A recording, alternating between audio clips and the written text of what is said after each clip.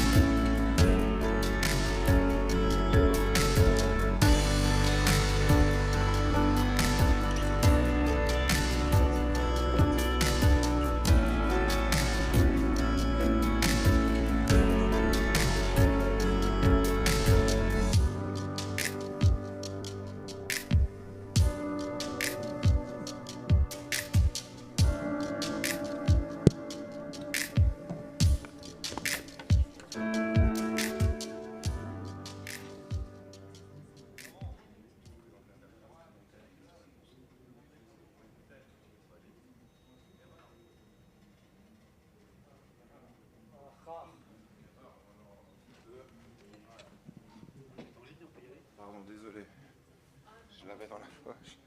Je vais mettre là. Hop. Hop, je vous en prie.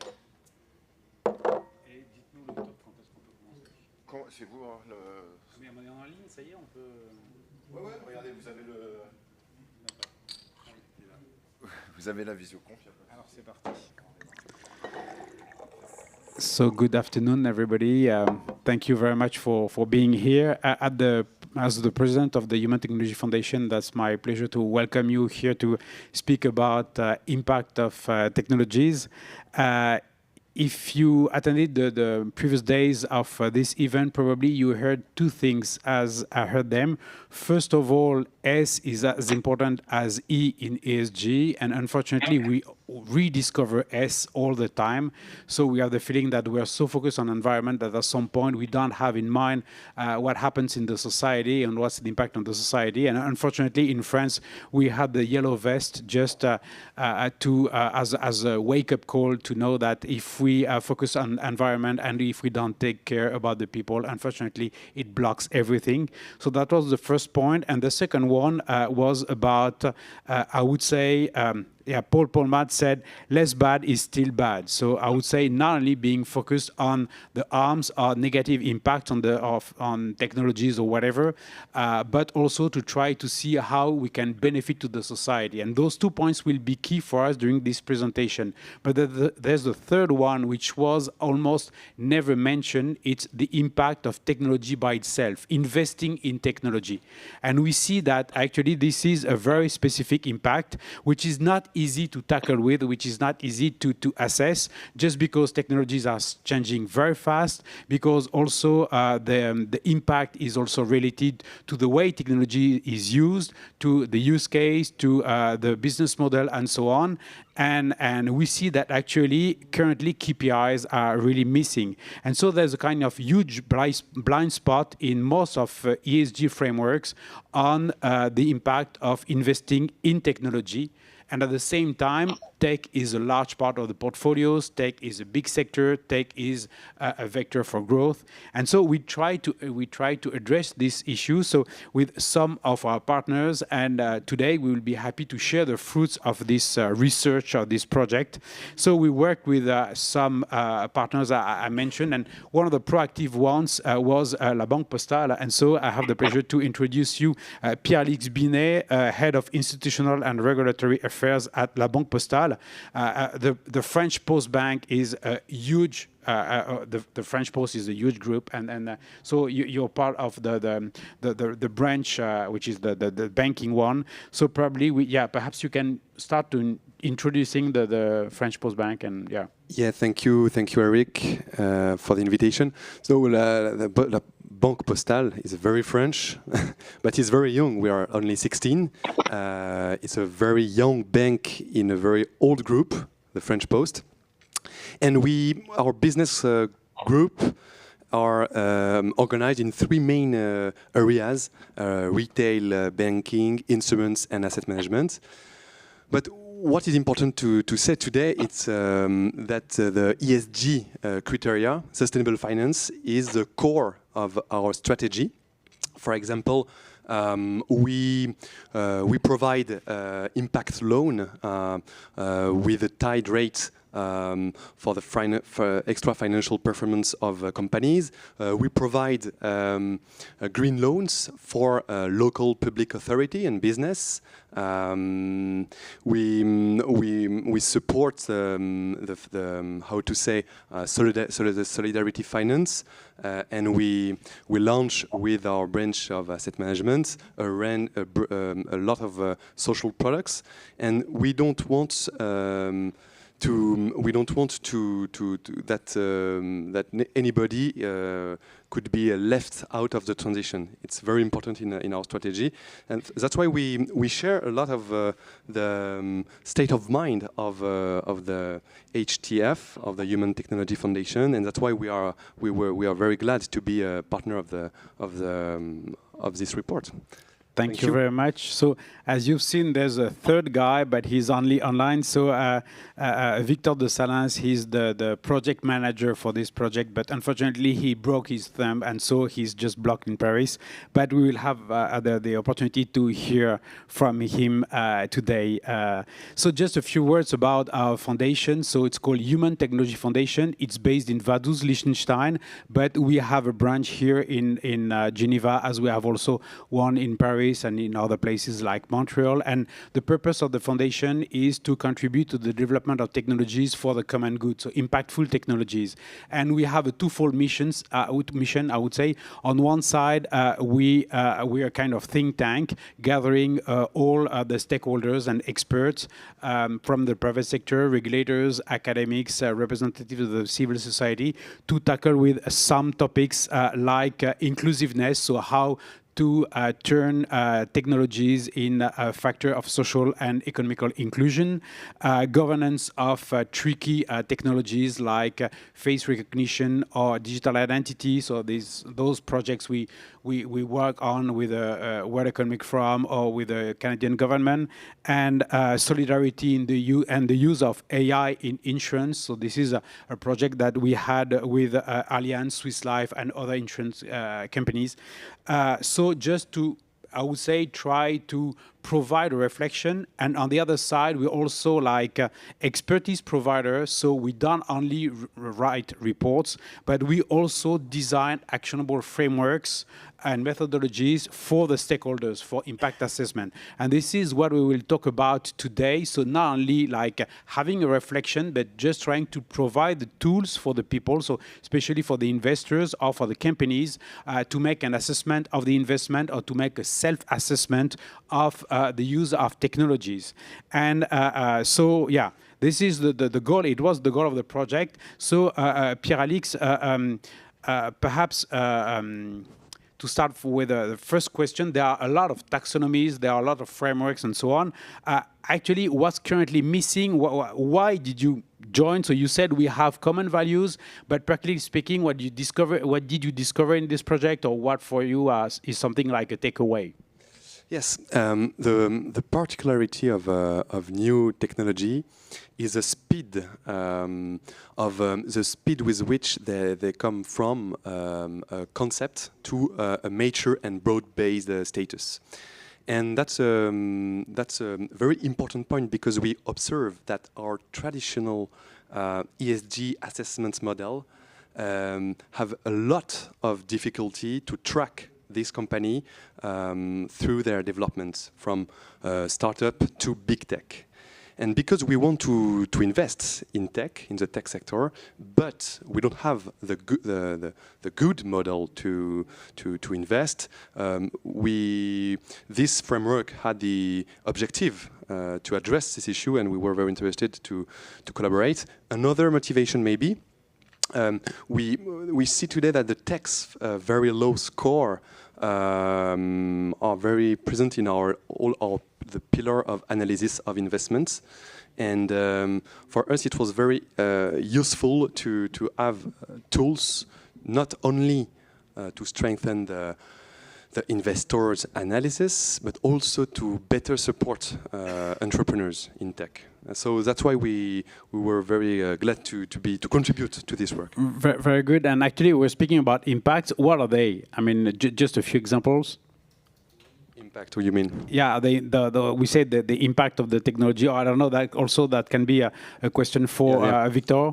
Yes, impact, for example. In this work, I told just before that we don't know exactly which are the areas of impact.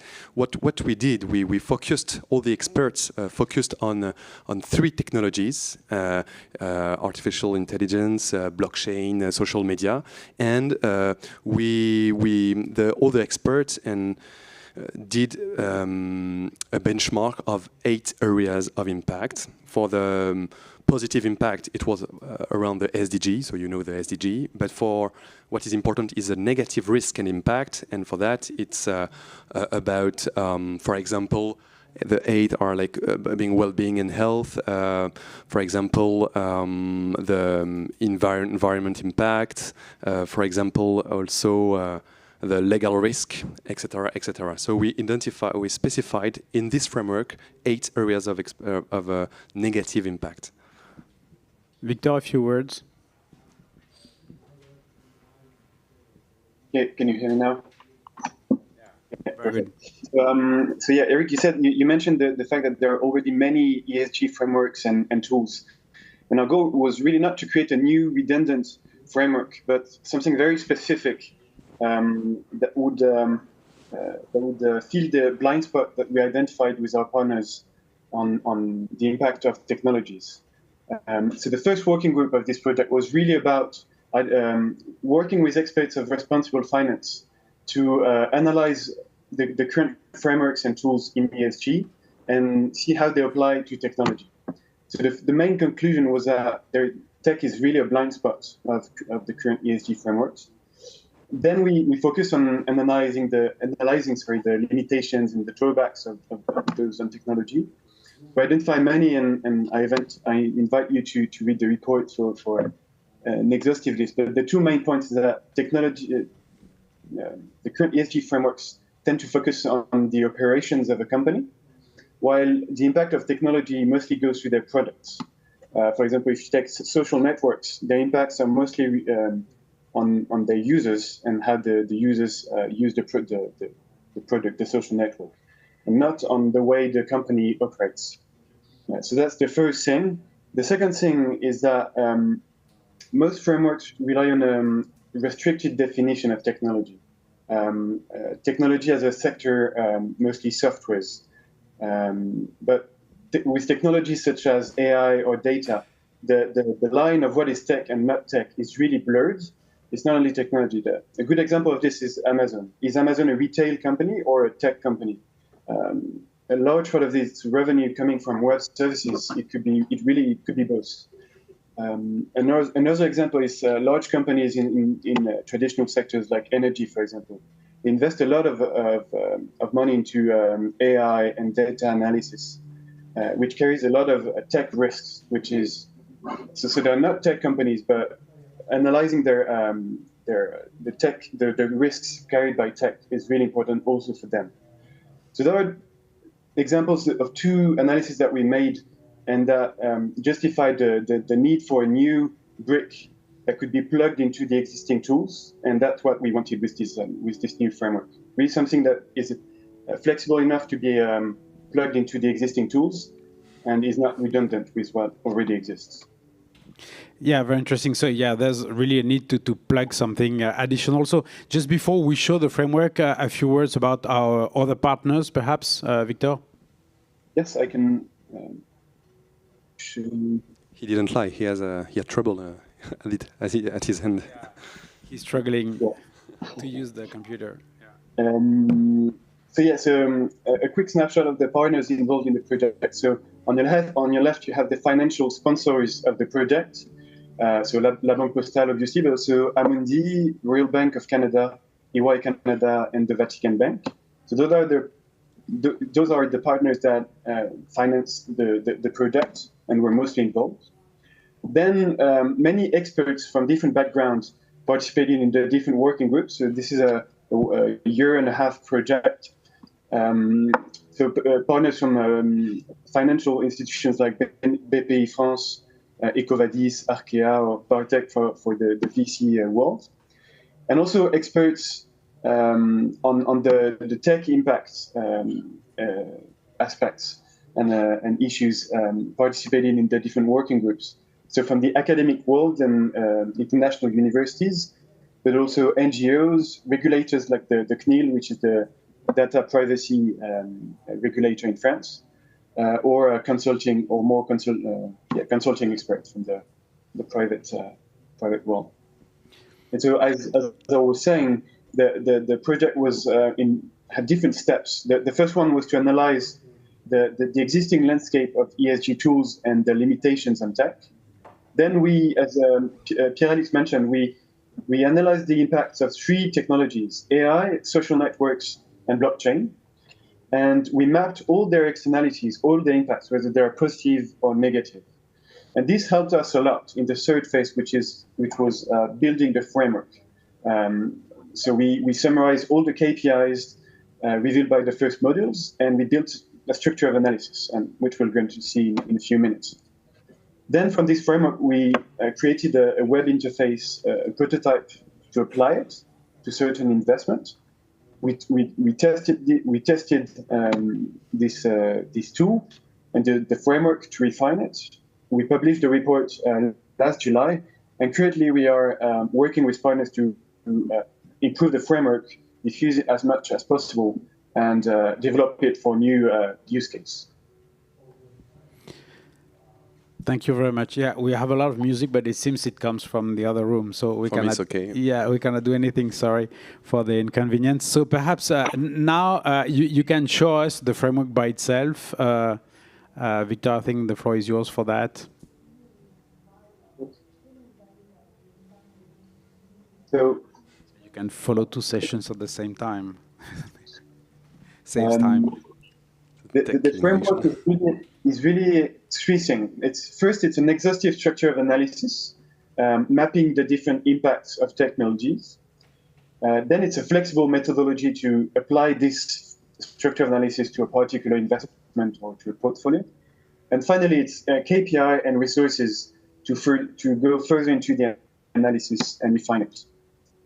So first, the structure. That's one of the biggest step ahead that we made with this framework. It's quite simple, but it's really exhaustive. When we speak about the impacts of technologies, we tend to focus only on the negative impacts and the risk it carries. However, positive impacts of technology is really important. Technology often comes with a goal, with a very specific goal, which can have very positive impacts on the society or on the environment, and that's something that should not be put aside. Then, on the negative impacts and risks, it's really important as well. There is quite an awakening on these issues in the last few years, but there was no exhaustive structure. So we created an exhaustive structure that we're going to see afterwards, listing all the negative impacts that digital technology can carry. And finally, on the company context, a technology impact is not a fixed, static photography of a company. It's something that the company can work on, can at the same time mitigate its negative impacts and improve its positive impacts. And that's something that we really wanted to put in the framework in order for it to be useful also to company and for investors in the shareholder dialogue. That's something also that researchers really insisted on, that companies have the means to mitigate even the harshest, the heaviest risk they carry. It's a really simple structure that is quite comprehensive. On those three different aspects, we have different structure. So on the positive impact side, we use the SDGs, which is a commonly and internationally shared structure of analysis, and quite useful as well because it proposes indicators to measure the 17 goals. Then on the negative impacts, as I was saying, we needed to create an exhaustive list of impacts. We did this using the mapping of externalities that we did in the second module of the project. So those are the 8 risk areas that we identify. It's really exhaustive, as you can see, going from misinformation and propaganda, transparency and discrimination, so really social issues, to environmental impact, as well as health issues, social relationships, breach of norms, and legal risk, which also includes the security aspects. So it's really exhaustive, and it goes further into details afterwards. And finally, on the company context side, we listed best practices that companies can implement on in 5 different categories, starting from the guideline and ethical charters that a company can develop, to the transparency commitments, communication about their commitments and actions that they have, but also more technical aspects with tool processes, the business model issues as well. So really exhaustive also on this this third category. So just a small focus on the negative impacts, which is a really important, a huge takeaway from the report and from the framework. So that's an example of the structure of this negative impact framework. So on the misinformation and propaganda, it's divided into sub-risks, subcategories, from fake news to the polarization of opinions. And the idea is that different companies, for example, if we take different social networks, will be there will be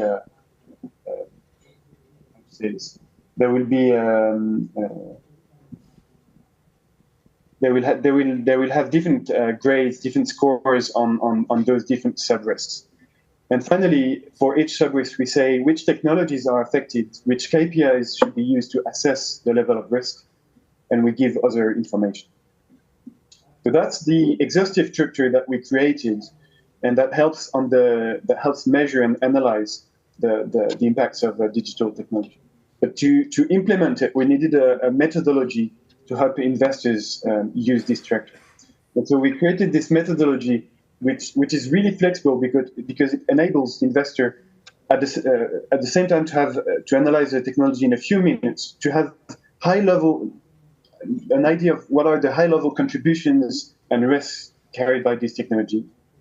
But at the same time, on the third level that you see here, to carry a deep dive analysis using KPIs with more information, looking at resources and regulators' information.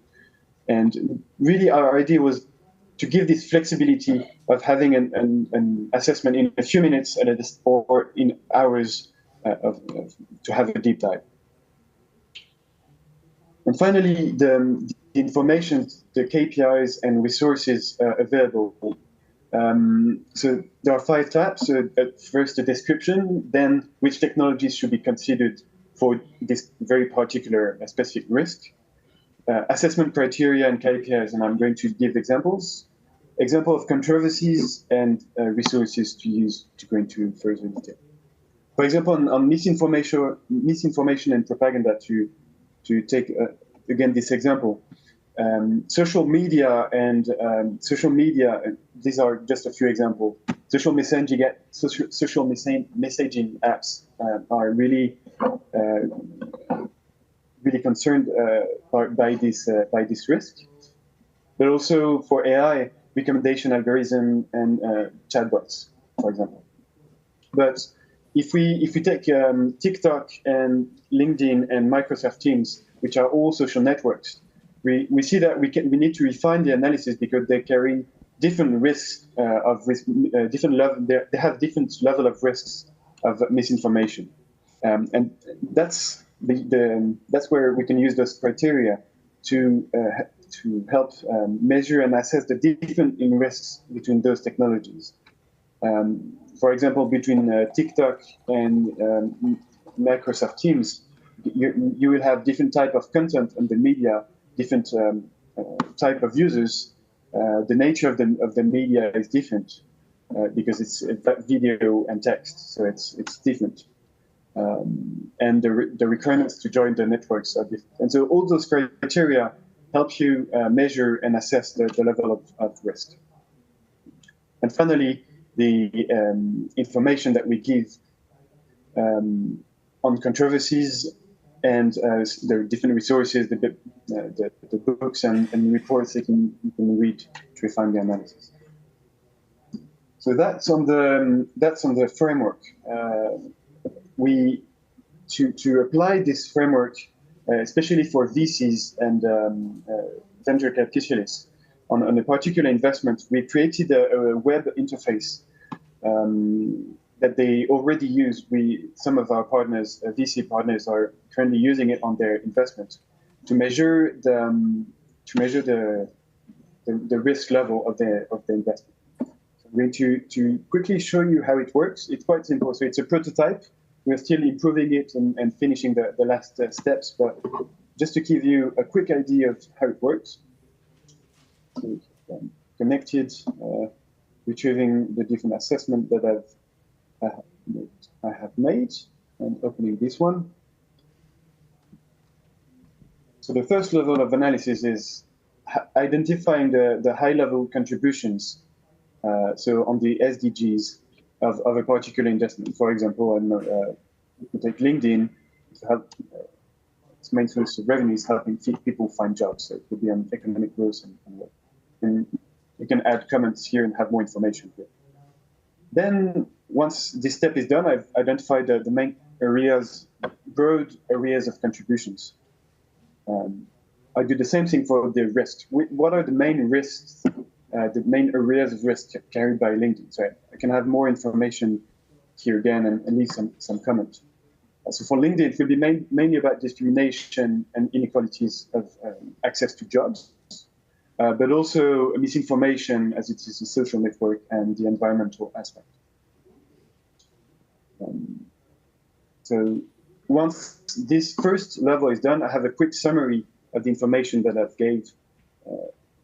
have given to this and privacy obviously. That I have given, I can download the results, the comments, all the information to PDF and CSV, and go into the second level, which is identifying the precise level, the precise area of contribution and risk. So that's on the positive aspect, and the same on the negative part. So that's just a quick snapshot of how the tool works. Then you have a third level of analysis, which is giving you the KPIs to assess the different risks that you have identified. And also you have available online all the information, so the different categories, the different technologies on which should this risk applied, example of controversies and resources that you can use. So it's still a prototype that we are working on, but it's already used by the VC community and our partners, and we're quite excited by improving it and having the industry using. Thank you very much, Victor. So we see that it's a pretty comprehensive tool, but at the same time, it can be used in a very light way in a few minutes or just less than 1 hour if you want to have a quick look on an investment or a company, and then you can deep dive in if you're really ready to invest in it, and then put those additional informations to all in the file with all the financial informations about the company. So that can help the limited partners to be on the same page in a VC. That can help also to have this kind of dialogue between the investor and the entrepreneur, and probably it will also help banks as yours just to also build tools over on the top of it. So that's one way to use it, is just like using the basic tool, and this is perfect for VCs, and it's, as you, Victor mentioned, it's already used. But what are the benefits? And I would say for you, how do you started already to use it? Yes, it was for us. It was a first step because it's like an introduction to go deep dive, as you said. We need to score the enterprise to invest in tech, and that's why the business unit of our CIB in La Banque Postale, they are trying to not to go to start from scratch, but to take this framework to build the score with and also to ask questions. Thanks to the 8 area of expertise you mentioned, Victor, before, and to score with our own ponderation. We need now to have a common framework for the financial players. It doesn't exist because maybe it will be the second version of your report. But from now, we are just trying to build something robust for our new strategy, because we want to invest more in tech, but impact is the core of our strategy. Thank you very much. Victor, perhaps on this question, and then perhaps about the use cases. Yes, so 2 things. So first, on the score, that's something that often comes up with the questions on the framework, is why didn't you build a score? we chose not to build a score because we wanted to give investors the flexibility to use this framework, the structure and the methodology, and apply it with their values and their priorities of investment. Use the structure and create themselves the weights, as Pierre was saying, create themselves their own score. If we by creating a score, it would have been HTS score, but not the score of Amundi or La Banque Postale, for example. But we wanted investors to have the flexibility to create their own scores. Then there's the issue of data, because on a lot of these aspects, it's really hard to find the data and behind the KPIs. So that's on the creating a score, which may be, as Pierre said, the second step of our work here. We identify several use cases of the framework listed here. So it's mostly for investors to evaluate either a particular investments on all ranges of assets, and especially on technologies from startups to big tech companies. That's the main use currently. Also to assess a portfolio. And the main point, which was really important for us, is that the framework is useful in the shareholder dialogue between investors and the companies that they assess and in which they invest, in order to give companies the means to improve their impacts, their positive impacts, and mitigate their negative impacts. That's for investors, but it's also useful to companies as a self-analysis tools. Companies can really use the tool and the framework for this. Also for regulators and standard setting bodies, with which we have started a discussion on the impact of technologies. And finally, scoring agencies and data providers are quite interested by this issue to improve their current framework and taxonomies. And that may be also the next step of our current work. Thank you very much. So speaking about the next steps, I would say on one side, yeah, there's a prototype which is almost something that we can share with VC. So if some of you are in the room, this is something we can work on together pretty easily. Actually, if you're interested in it, I have a QR code on my phone, and perhaps we will display it on the screen. And so later today, you will be able just to flash it and have access to all of that. So that can be useful for you. And this is also something that we also need to develop together and continue perhaps having a next step and turning that into perhaps a more sophisticated tool. So yeah. And you said before that there is a cultural bias with the scoring.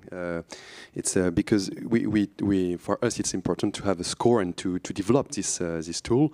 There is a very interesting point you mentioned just before the meeting. It's about the cultural differences, because we talk about extra financial elements, points, and so it could be different between, for example, French players and an Asian player. Yeah, that was a very interesting point. And when you are a financial player, you have like the entire world to like. And you can invest in all the planets. So if the score you develop is only it is only matched with friends, for example, we have to adapt it. Yeah, it depends on the mindset actually, and we see that more or less there's, I would say, one continental European mindset. I was in Tokyo to present that, and obviously the mindset was completely different. The questions were different, and they were focused on very different sets of risks and contributions to the society and to the environment, especially to the society, because the environment is a little bit more positive, like carbon footprint, it's the same for everybody. But when you speak about inclusion in one society or in another one, you see that probably it doesn't resonate the same way, and it's very, very different. So probably we will will use and adapt this framework in the different mindsets. But I think that perhaps we have to work with European partners to develop something which will be more specific to continental Europe. And we see, because we also have a branch in Montreal, and I will be in a few weeks in Montreal to present this framework and work with the Royal Bank of Canada and other stakeholders locally, that it will be slightly different, like in between US and Europe. And for sure, if we go to, especially in the Silicon Valley, to American companies and VCs like Greylock and so on, they will have a complete different mindset.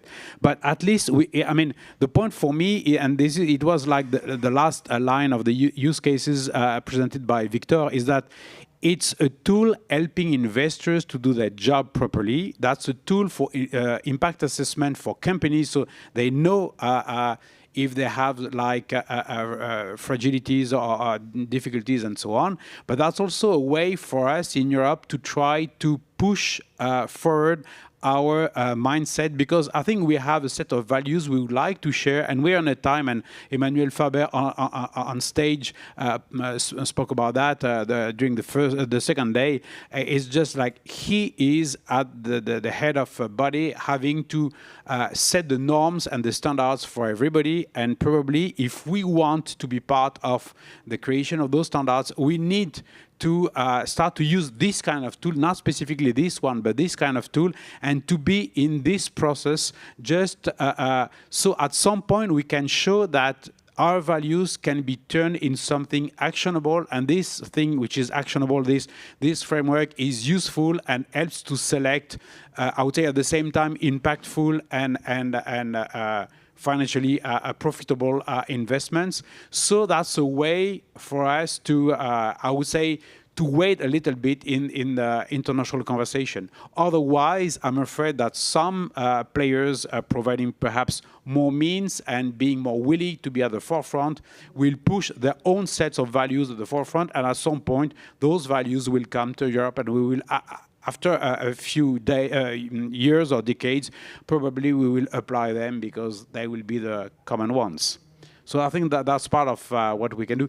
Perhaps we can open to questions. We talked a lot, I'm sorry, it was a bit technical and so on. So I don't know if you have... Now they are sleeping, sorry. Now they are sleeping, so it's time to wake up and to ask a question. I don't know if you have some. Yeah, please. There's a mic. Thank you for the very interesting presentation, especially walking through the framework makes it very tangible. I guess one distinction I didn't fully understand is you've mentioned some of the partners, which seem like large financial institutions, but also venture capital firms. Do you see them using the tool in the same way? Because obviously it's different types of finance usually in those two types of institutions. And then for the big financial institutions, I was just moderating the session on peace finance, and one of the big drivers of conflict is actually some of these issues you're talking about, like exclusion, polarization, etc. Is there engagement that is then done when you find these risks, or is it just to be able to measure them? What's the kind of steps to action? What comes out of the tool? Thank you. Thank you for those two questions. Perhaps I will try a first answer and then open the floor to the other panelists. But I would say first, obviously, VCs and larger institutions don't use the tool the same way. It's already designed. I mean, this prototype is already designed for VCs, so they can use it almost as it is, so we will very soon open it to more users. And for larger institutions, we can go to the testimony of Pierre-Alix that it has to be integrated in larger tools that are already used. I mean, it has to be a kind of plugin that will be added. So yeah, the way your company works. No, it's one of the tools of our strategy. So it's just for tech, and it's a little part of our strategy, but we, of course, we engage not the tech, the startup, but we engage all the companies on these issues to mitigate the risk, So it's a part of a strategy, and of course we engage. And it's just because in the tech sector, we didn't have any tool, we didn't know how to do for the whole big industry. We have a plan, we have a roadmap to engage and to invest differently. And So yeah, I would say what we as a foundation and as a consortium with our partners, what we can provide is a tool for VCs directly usable, and a kind of accompaniment for bigger corporations to integrate those new data and I would say this new tool as an add-on, as a plug-in in the big process. So yeah, more or less. And I would say the question about the kind of involvement, I would say for sure we only provide a tool, and companies who will use it don't. I mean, there's no commitment that if there's a red flag, they will never invest. But at least it paves the way to make the right choices. It shades a light on it. So now we know that there are some risk and there are some opportunities. And in such a situation, we see that people don't react the same way. For sure, when they know, the choices are not the same. So providing a tool is already a big step forward. But for sure, we also need then to have fair players, willing to use it. But I mean, if they do this, enter in this process as the Postbank in French did, just to first co-design the tool with us and then integrate it in their own framework. I mean, all of that, I mean, it's a lot of energy. And if it's done, it's designed to be used. And I know because we had a conversation with your CEO, he's really willing to change the game and to put impact, especially impact of technologies at the center of the strategy. So this is something which is, and also Amundi is another of our partners, so it's a big one. And I had a conversation with Yves Perrier, the president of the chairman of the board, and this is clearly something they want to apply. At the end of the day, the point is to apply that to any kind of investment. So if the big players start to play the game that way, probably the other ones will follow. Just maybe if I can add something on the action part, the tool is not only about assessing the impacts of the impacts and the risks, but also on the third level of analysis, it provides the best practices on the identified risks and impacts areas, the best practices that companies can implement to mainly mitigate the negative risks and impacts. So it's not there's no commitment, but it gives ideas of actions and best practices that they can implement to mitigate the risks. So that's just to add to what Eric was saying. Yeah, and another point is you briefly mentioned that giving us a tour of the tool. In the tool, there are many links to many resources helping investors not only to put a mark on an investment, but also to deep dive a little bit more, especially if it's a big line in the portfolio, and try to get more informations and more tools just to know if they go or not. I mean, if it's a go, if it's a stop, and so all of that is also part of the richness of the tool by itself. So that was the first question. Another one, yes, please, ma'am. Thank you very much. Is it on? Okay, thank you very much. It's a very interesting presentation. So when I think about like risks related to technology, because technology is a very like fast evolving topic, right? So you have a framework, and I understand it from the way that you require the person that uses the framework to really understand the technology very well, to interpret the score using the framework. And if technology is so like changing very fast, would you also like adapt the framework in the way that you would like kind of, you know, add some features, like when you talk about AI, and now the report saying that, okay, we should use AI ethically because AI might have some bias when they're doing the job, and then it was not known before, but now it's kind of become apparent. So do you see that would be like a risk for your framework that might be go out of date? I don't know, at some point or something like this. And yeah, there's another question, but I don't remember. I will come. Yeah, so let's deal with this question, and then you can ask the next one. Actually, that's a real question, and that's why we don't provide a software that you just download and use on your own forever. For sure, this framework will have to evolve all the time because we discover new kind of risk and contributions of different technologies, and especially AI. I mean, currently with the large models, a full range of new questions raises, which were not existing like 1 year and a half ago. And that's also what we provide. And the point is, having this consortium of experts will help us to upgrade the framework continuously. And also, I would say this is a little part of the work of our foundation. We also work on other topics related. I mean, it's always at the crossroad between technology, society, and environment. But all those studies that we do for governments, administrations, companies, and so on will come and enrich the framework. So working, I don't know, on how child protection, working on privacy, working on, I don't know, data sharing, new ways to share data in Europe, working on digital identity, the balance between risk and or let's say security and privacy in anti-terrorism. All those topics are topics that we address in addition to, I don't know, NFT and art, or what it is to be human at the age of AI, or anthropological impact of metaverse. So we work on plenty of things, and all of that will enrich constantly the framework. So I think this is key, because otherwise in 6 months it's just dead. So that was your first question. I don't know if... It's much more flexible also, and it's a real add to our traditional ESG assessment model. And we see this framework as a possibility to enrich constantly our more current models in the ESG analysis, I mean. Victor, you were about to say something or not?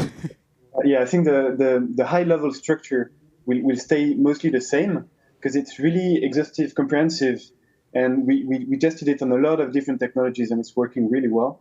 But on the lower level of analysis, we will of course enrich the best practices, the resources, and keep it up to date. And as Eric was saying, it will be enriched by all the works that we do at the foundation.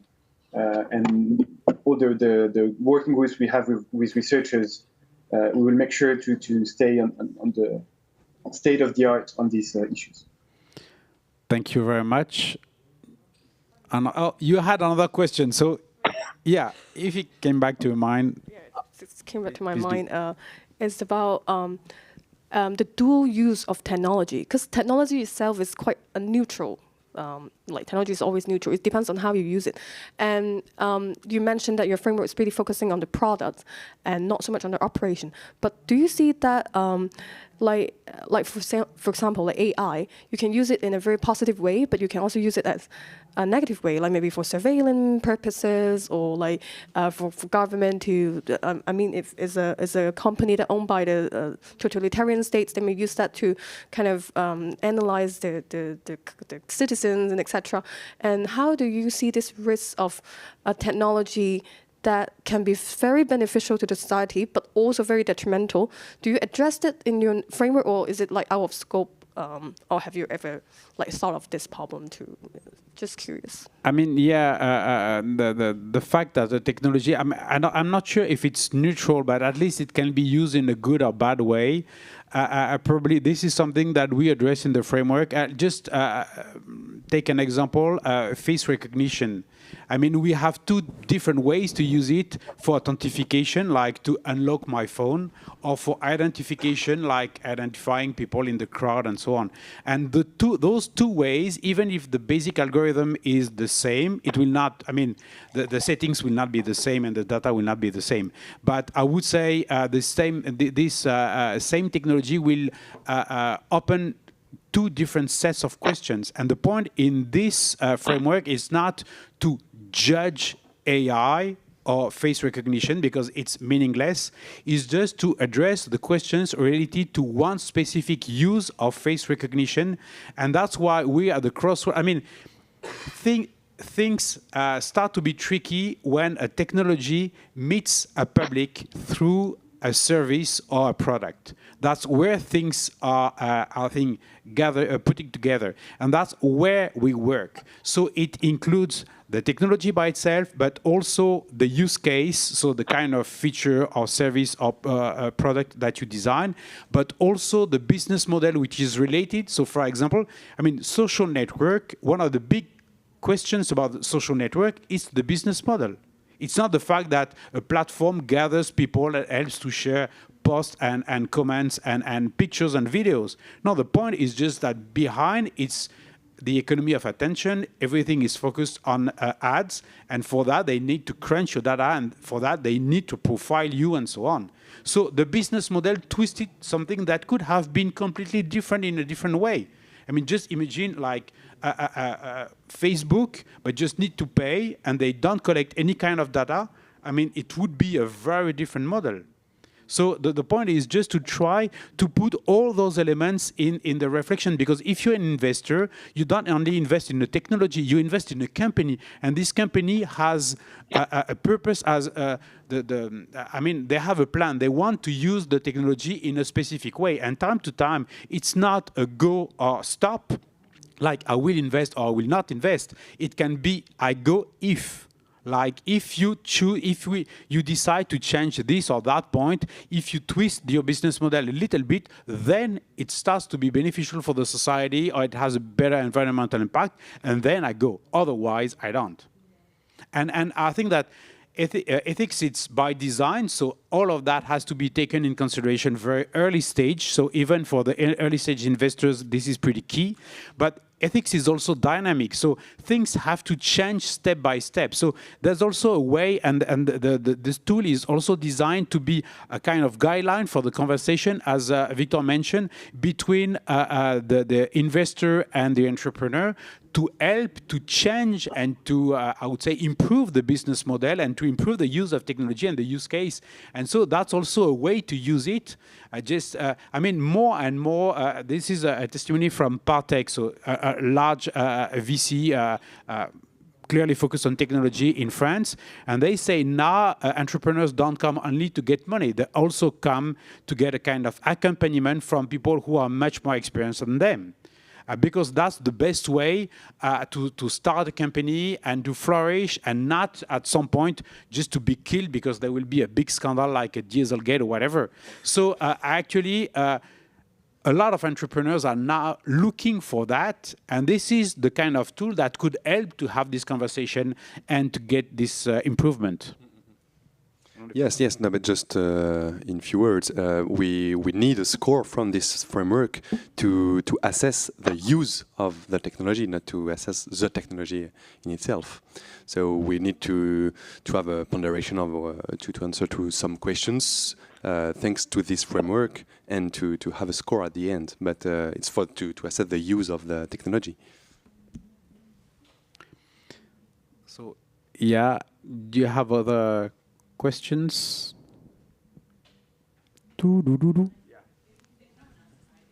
Please do. You kind of mentioned it very briefly, but it'd be nice if you expanded upon the piece you said about the different cultural contexts, because you mentioned kind of environmental is generally measured similarly, but in one country or another, what's exclusion, what's politicization, what's polarization, those types of things all look different. So how do you address that? Is it totally up to the user to decide what makes sense in their own context? Do you have some basic frameworks you look at on that, etc.? Actually, we're at the step, I would say, in the project where now a user can use it according to his or her cultural mindset. So if you're in Tokyo, Los Angeles, or Paris, or Geneva, probably you will not use the tool exactly the same way, but at least you will address the same topics and ask the same questions, and probably you will not have the same sensitivity. So, for example, in some countries, gender balance is really a huge topic. In other countries, the question or other areas or environments, the question of ethnicity will be key or whatever. All of that, or as you said, everything about fake news or whatever, or manipulation, all of that, or just data collection, for example, will probably be more like a sensitive topic in Europe, because of our historical background, than it is in California, for example. I mean, so many of my friends in California say, oh, okay, Google knows everything about me, and so what's the point? I mean, they are not worried at all about that. So currently, we're in that level of the project, but the point would be to go a bit further in the next step and try to define a mindset, and so to fine-tune the framework for, I would say, big environments. So one in Europe, one in Asia, perhaps one in Northern America, and so to help. To try to raise a little bit our values and try to help the users to be all of them on the same page. But this is a work to be done. I would say that will be the next step of the project. So currently it's super flexible, it's very open, and probably we will enrich it, but also we will make it a little bit more like focus on our values. No, nothing to add, yeah, it's exactly that. Victor, any comment? No, you said it. It's currently we provide the guidance and the structure, and user is free. It's really flexible, and next step will be not only guidance but also the computation and adapting to. But that's also why we travel, and we try to increase our consortium of partners, because we will also need to have people coming from Asia. We'll need to have people coming from Northern America, just to be able to fine-tune this project. You have to meet the United Nations in Geneva, maybe. Yeah, so perhaps we'll get more partners now. So, any question?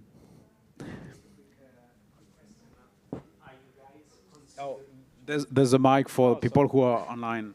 Yeah, are you guys considering taking advantage of the right of access that is inside the GDPR and use it as a tool to better understand certain data dynamics? Are you planning to integrate in order to have a more objective evaluation of these technologies? So, what's the plan, future plan to make it more objective? Because I feel like each user has a different point of view. There is bias clearly there. So, one way could be really to use the right of access to get their data, and also to understand the certain dynamics inside the surveillance economy. Yeah, data is key, of course, and to develop this tool and to have elements to build our scoring of the tech companies where we want to invest or not. We need data, and there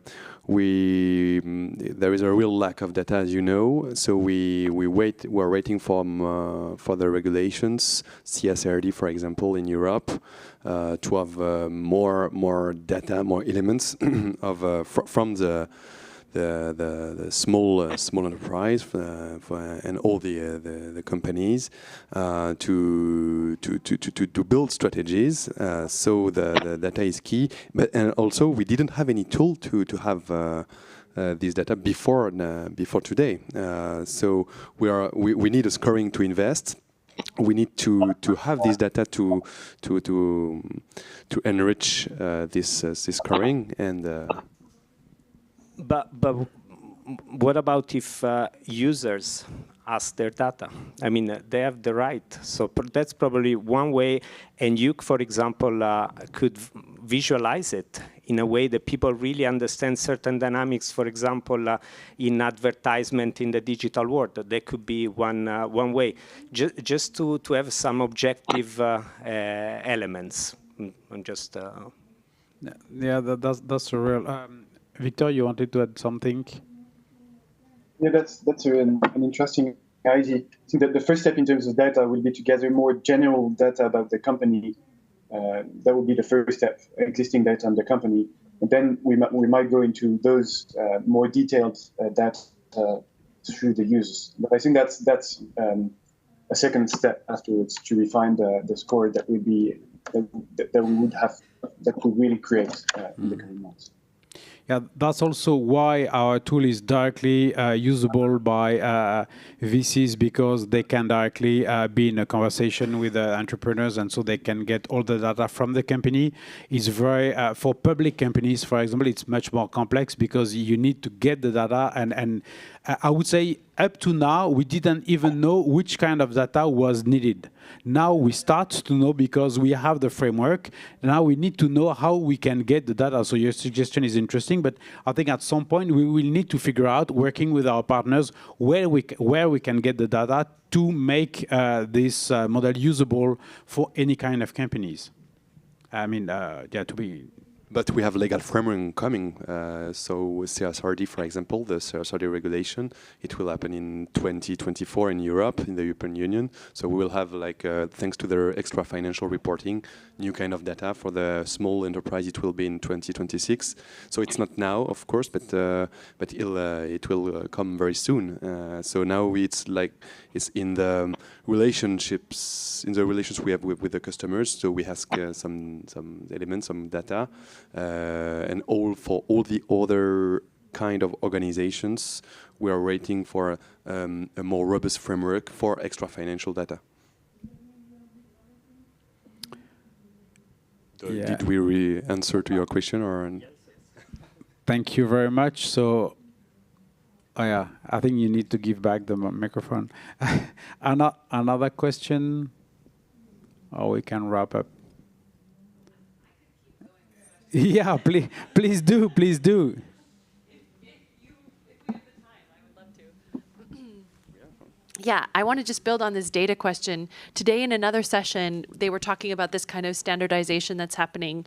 And one of the speakers said, you know, just like on the financial side, when we welcomed common accounting regulation, we are welcoming the standardization in more environmental or social factors, but we don't want to be told how to interpret those. Like, ultimately on the finance side, you make a choice based on your risk tolerance, and similarly on a sustainability side, you might make choices based on those tolerances as well. What are those factors on the human technology side or the ethical technology side? What kind of data would you want to see? Like, what are the measures that you think are really important? You talked about polarization. Is there a way to measure that? I'm just curious of the things that you're looking at and how that data is evolving. I think, yeah, Victor, it's a question for you. Yes. So the indicators that we identified the KPIs, the indicators to assess the risk exposure. That's the main indicators that we identified. For example, in the polarization or the misinformation, the indicators were listed, and that's most of the indicators that we found was on this risk exposure part, because it's really on the sustainability and measuring the impact is really hard on those aspects. For example, on disinformation or on health issues, for example, on social networks. Those data are really measuring the impact is quite hard, and so it's mostly on risk exposure and risk assessment. But we have identified the KPIs, and now next step is working on data behind to find the. Yeah, perhaps you can take a couple of practical examples, so just to show the kind of data we could. Just coming back to your presentation, like having a couple of examples. Yeah. Of course.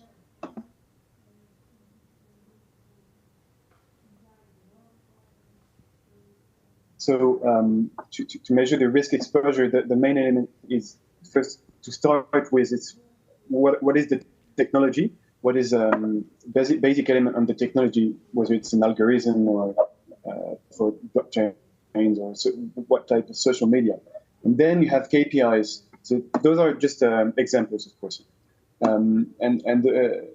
Those are the KPIs that enable you to refine the analysis. For example, I was giving the example of Microsoft Teams and TikTok on the misinformation aspect. It's so all those KPIs, which are not really hard to find, really. The type of users, the type of content, nature of content. Is it possible to be anonymous or have a pseudo on the network? Is there any particular requirements to join the network, whether it's not free, it's costly or other criteria? The ability for users to create something or to share something on a large scale, the moderation issue, and the scale of the platform. And those are really easy KPIs to find, and it enabled the user of the framework to refine the analysis and the risk exposure to this very particular risk. So that's on the negative impact aspect. On the positive impact, there are existing methodologies and indicators under the SDGs that enable to really measure the positive impact of the technologies. And how do you look at like algorithms that are kind of these big black boxes, no? So again, I'm thinking of things like polarization. I assume that data is not easy to find, like what the companies are preferencing and how information is spreading and those types of things. So is there any way to look at that maybe through external analysis? Or I'm just really curious about this because I think it's something that affects all of us. Yeah, no, of course. It's on those aspects, the first thing that comes to mind is governance. Governance is key. On those black box models, for example, is there an ethics committee looking at the AI models that are in place and that are developed? Is there any training for the employees, the developers, the data scientists to identify biases in the algorithms? So those are, and that's mostly in the third part of the framework on the company context. What has the company put in context? What has the company put in place to mitigate those risks? And yes, that's on those very obscure risks and very precise. It's mostly on governance and how a company can anticipate those risks and mitigate them. But for sure, model that the kind of KPI that we have. Does the company have any visibility on why a certain data for a recommendation algorithm, on why a certain content is pushed forward by the algorithm? Yeah, speaking about the algorithms, for sure, it will be much easier to deep dive in the model of a company if you're a VC and you can talk to the people and just see exactly what they did as due diligence, which kind of data set they use and so on.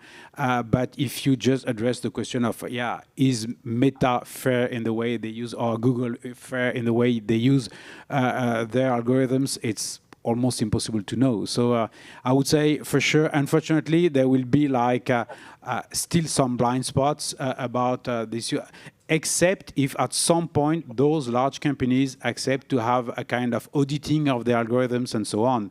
But this is not taken for granted, that's for sure.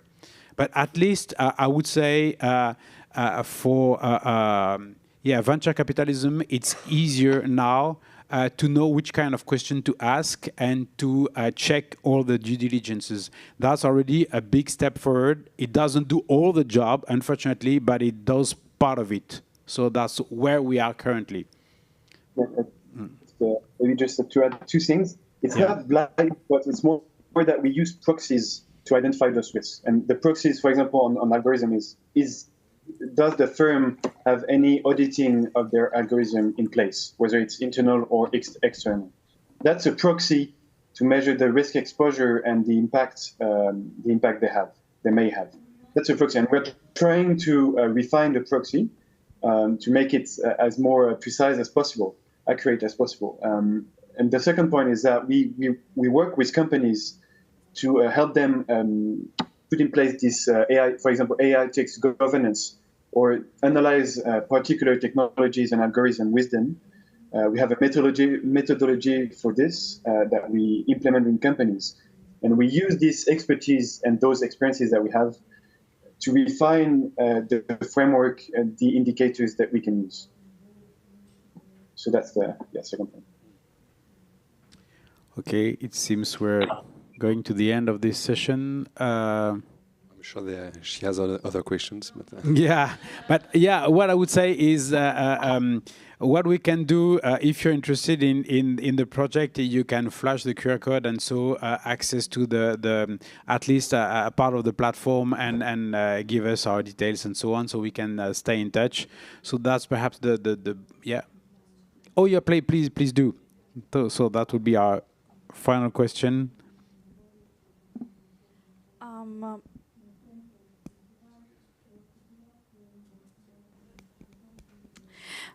You talked earlier about the development of technology, and you mentioned that your aim is to turn technologies to a factor of social inclusion and developing technologies for the common good. And when we talk about common good, the first thing that pops into my head is the public sector. I would like to know more if you collaborate with governments in general, because you were talking about strengthening and building bridges with the civil society and VCs. I was just wondering, what's the role of the public sector, and do you think it's a good idea when you collaborate or cooperate with governments? Does it limit your work, or does it make it easier? Thank you. You work with a public bank because La Banque Postale is a public bank. The state owned La Poste, the French Post, who owned La Banque Postale. So we have a public actionnaires. But I can't answer for you because it's... I would say, we definitively work with administrations and governments. It depends on the topic. So, for example, about inclusion, we work with a French presidency in the Tech for Good process. So, on digital identity, we work with the administration of Canada, like a federal administration of Canada.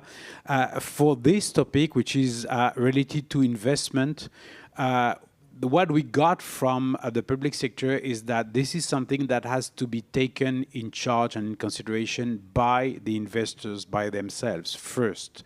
So from them, I would say bottom up, from the players, the big players of the market, then perhaps regulation can come or other things can come. But I think we presented this report and this framework to François Villeroy de Galhau, so the governor of the Banque de France, the French state bank. And in his address to the public, he said that he was really excited by this project, but he was also happy that the private sector has taken the means to do that. Because they expect, as a regulator, they expect investors to be able to at least start to do the job. And then perhaps later the public sector will come and try to a little bit frame the game. But so I think the best way for that is to work with the people who invest. And the best thing for private players is to have adapted regulations. And we need tools, but we need also legal frameworks, for example, to define what is impact, how to measure the impact in all the sectors, not only tech. And we need a law like that. In Europe, it's a role of the European Commission to promote the taxonomy, for example. And, yeah, but we see that the taxonomy on environment, for example, takes a lot of time. And it's only about environment. It's not social, so the S is not addressed at all. It will be later, but it will take years and years to put all the stakeholders, especially the member states, on the same page. So I think that we don't have this time. So in between, the private sector and the investors have to build their own tools, start to use them, and at some point, it will not be a regulation, but at least it will be a kind of, they will set the game, and that's the best that can be done, to my mind. And just to add one thing like that, I totally agree. Because we're waiting for the public legal framework and the regulations, the law, financial players who use tools like that will be a bit different, and will have new markets, just waiting the legal framework. Yeah, I would say the incentive for sure for companies, especially banks and financial institutions, developing or co-developing with us this kind of framework and using this kind of frameworks is to be at the forefront and to get the expertise before the others, because we see that more and more, I would say, investors and clients are sensitive to those topics. And so at some point, they will more buy like financial products which will be positively impactful, and at some point the ones who will be ready to do that without doing any kind of ethical washing or greenwashing will be the ones getting more of the market. That's for sure. So a final question. That's fine. No, you have a mic just behind you. Thank you very much for this, and I apologize because I came in late. So maybe you covered this. How are you seeing concretely investors using this, right? So is it used within their ESG frameworks? Is it used to inform their engagement policies? Because I could see that. I'm the head of ESG and stewardship at Pictet, so we run a number of strategies around technology. Several, probably about 20 billion directed towards robotics, security, digital. So this is very much at the heart of what we're thinking. How are you seeing investors use this, specifically in their engagement with companies? Yeah, actually, two ways to use it. As we briefly mentioned, but I would say for VCs checking if they want to invest in one company, for example, this tool is directly usable. And it's already used by VCs like Partech, for example, in France, exactly as it is. So we will be able to share it to more partners very soon. For larger institutions like your one, as the La Banque Postale, it has to be probably integrated in a bigger framework about ESG. And this is something that you have partly done, so you can testify about the feasibility. And probably we can also provide an help to that. So just, I would say, downloading the report and all the elements and so on, you can do a big part of the job on your own, and probably being part of the consortium and being part of the community and dialoguing with the other co-creators of the tool, you will be able to make a better integration and probably to enrich also bringing your own perspective, because it's, as we also mentioned, it's a work in process. It's already usable, but it will have to be maintained and enriched and developed all the time because technology is evolving very fast. And also because we're just discovering new areas of sensitivity, so new items. So as Victor mentioned, probably the key structure will not change because we've done a lot of work just to be sure that it's comprehensive, but inside we will add a lot more. So that's perhaps the way to use it for a company like your bank, like yours, and just as you do as La Banque Postale. So perhaps we have the opportunity to work together. Who knows? So it seems we covered more or less the topic, so we're still in time, so that's great. So what I suggest is that we can stay in touch, so you can flash the QR code and access to the tool and so on, and we can give you more like a private demo on one specific example if you're interested, just to see how it works. And yeah, if you're interested to like join us or interact with us, please please come. So thank you very much. And Thank you. thank you, Pierre-Alix. Thank you, Victor, remotely. And have a good afternoon. Thank you. Merci, madame.